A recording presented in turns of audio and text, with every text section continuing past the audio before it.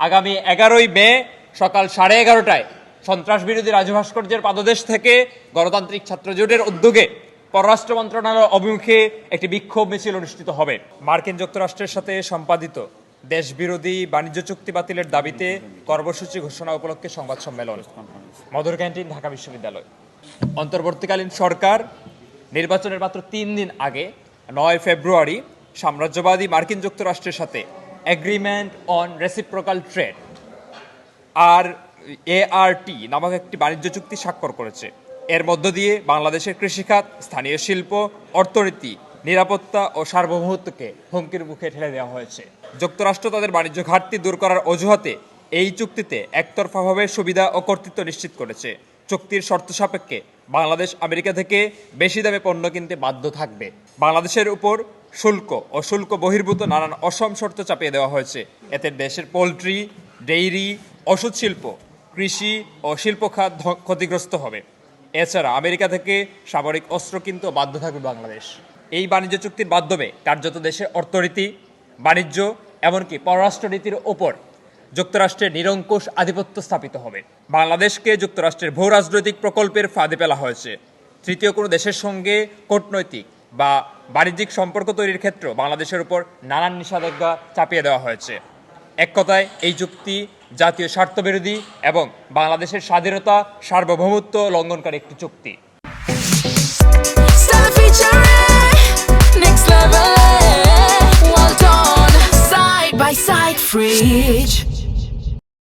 আপনারা হয়তো জেনে থাকবেন 2025 সালের এপ্রিল মাসে মার্কিন যুক্তরাষ্ট্রের প্রেসিডেন্ট ডোনাল্ড ট্রাম্প তার বাণিজ্য যুদ্ধের অংশ হিসাবে বাংলাদেশের সকল পণ্যের উপর 37% শুল্ক আরোপ করেন। এর আগ পর্যন্ত যা গড়ে 15% ছিল।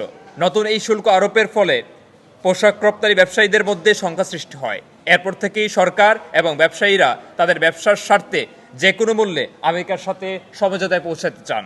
ট্রাম্প প্রশাসনের সাথে দেন দরবার করে দেশের স্বার্থকে হুমকির মুখে ফেলে দিয়ে নির্বাচনের আগ মুহূর্তে চুক্তিটি সম্পাদন করা হয়।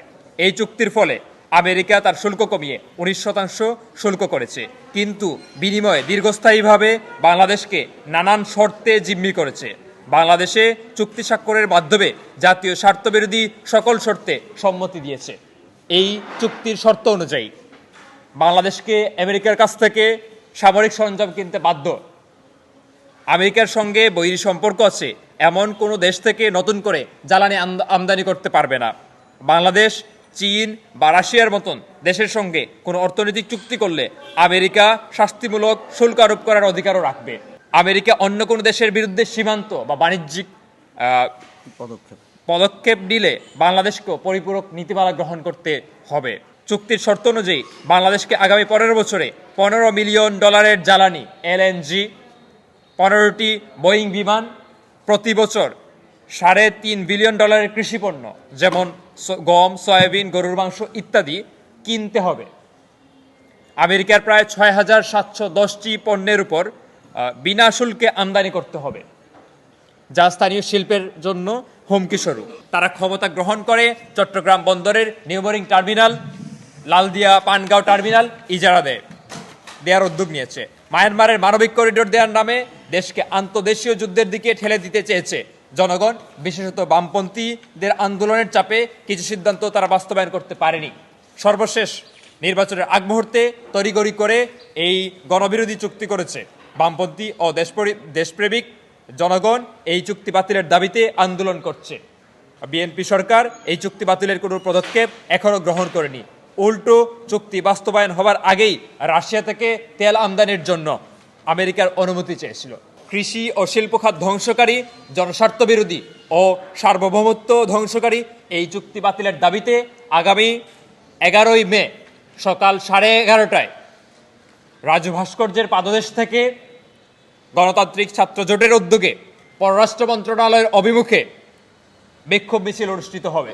আমি আবারও বলছি, দেশের পোলট্রি, ডেইরি, ঔষধ শিল্পসহ শিল্প ও কৃষিখাত ধ্বংসকারী, জনস্বার্থ বিরোধী ও সার্বভৌমত্ব ধ্বংসকারী এই চুক্তি বাতিলের দাবিতে আগামী 11ই মে সকাল 11:30টায় সন্ত্রাস বিরোধী রাজু ভাস্কর্যের পাদদেশ থেকে গণতান্ত্রিক ছাত্র জোটের উদ্যোগে পররাষ্ট্র মন্ত্রণালয় অভিমুখে একটি বিক্ষোভ মিছিল অনুষ্ঠিত হবে। এর আগে সপ্তাহব্যাপী প্রচারপত্র বিলি ও গণসংযোগ করা হবে। সাম্রাজ্যবাদী আগ্রাসন বিরোধী এবং দেশপ্রেমিক সকল শিক্ষার্থীদের এই বিক্ষোভ মিছিল এবং গণসংযোগের কর্মসূচিতে অংশগ্রহণের আহ্বান জানাই আমরা। ধন্যবাদ সহ জাবির আহমেদ জুবেল,